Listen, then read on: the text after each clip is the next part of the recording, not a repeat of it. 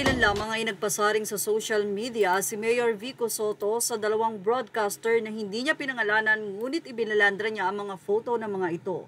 Obviously, it's Julius Babaw and Corina Sanchez. Ito'y matapos interviewin ng dalawa ng 2024 ang mag-asawang Diskaya at Curly Diskaya. Sara Diskaya. Well, ayon sa naging post ni Mayor Vico Soto, dapat daw ay may integridad ang mga journalist sa pag-i-interview.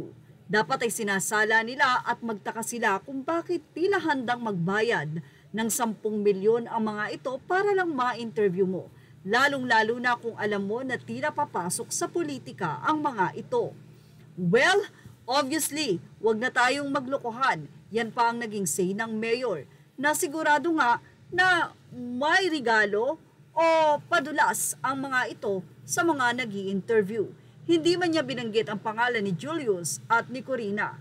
Pero dahil nga sila ang nag-interview sa 2 taon, si Sara at Curly Diskaya na ngayon ay nalalagay sa alanganin ng pangalan dahil na rin sa kinukonekta na flood control sa DPWH na kung saan ay isa sila sa kontraktor nito. Ganun pa man, narito ang kaibigan ni Julius Babaw na ipinagtanggol ito sa nasabing issue. Posted ito ni Julius sa kanyang Instagram.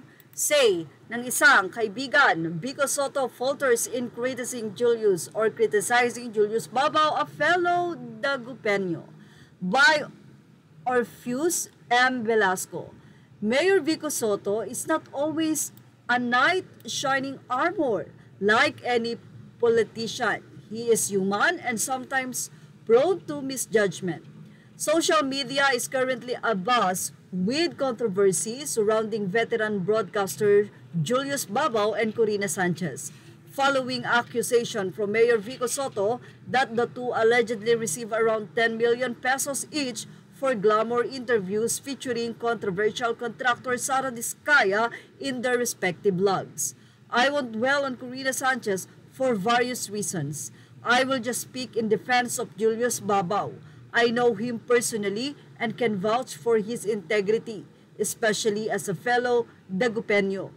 First and foremost, the criticism directed at Julius is poorly timed. The vlog in question was released in 2024, long before the filing of certificates of candidacy and well ahead of the current controversy surrounding flood control projects. I watched the episode myself and there was no mention of politics whatsoever. Julius, a multi-awarded journalist, later explained that he featured Miss Diskaya because of her compelling rags to riches story at the time of the blog's release. Julius, a multi-awarded journalist, later explained that he featured Miss Diskaya because of her compelling rags to riches story. At the time of the vlog's release, there were no known controversies linking her to flood control projects. Therefore, the claim that Mr. Babaw received 10 million to feature Miss Diskaya, an insinuation with the story, was intended to deodorize the reputation of the now controversial contractor appears to be baseless and a bit malicious. Secondly, it's important to note that the feature on Diskaya was a lifestyle piece, not a news report, published on his YouTube channel, Julius Babaw Unplugged. He was functioning as a lifestyle vlogger and storyteller, not in his professional capacity as a journalist affiliated with ABS-CBN or TV5. One could argue that Mayor Soto's remarks may have been influenced by political context. Diskaya previous ran against him in the 2025 Pasig mayoral race. This background raises the questions of whether his critics was motivated more by political sensitivity or pabida effect than concerns over journalistic integrity. Pikon din pala at may pagkakalawakan itong si Mayor Vico, say pa ng nasabing kaibigan ni Julius Babaw. Nakaupo ang comment section kaya hindi makapagbigay ng opinyon ang mga netizen. Ganun pa man, tila nagpasalamat si Julius Babaw sa nasabi nga pong pag-vouch sa kanya ng taong ito. At wala namang say pa si Mayor Vico sa naging pakayag na ito. Yan ang ating Showbiz Snap Update.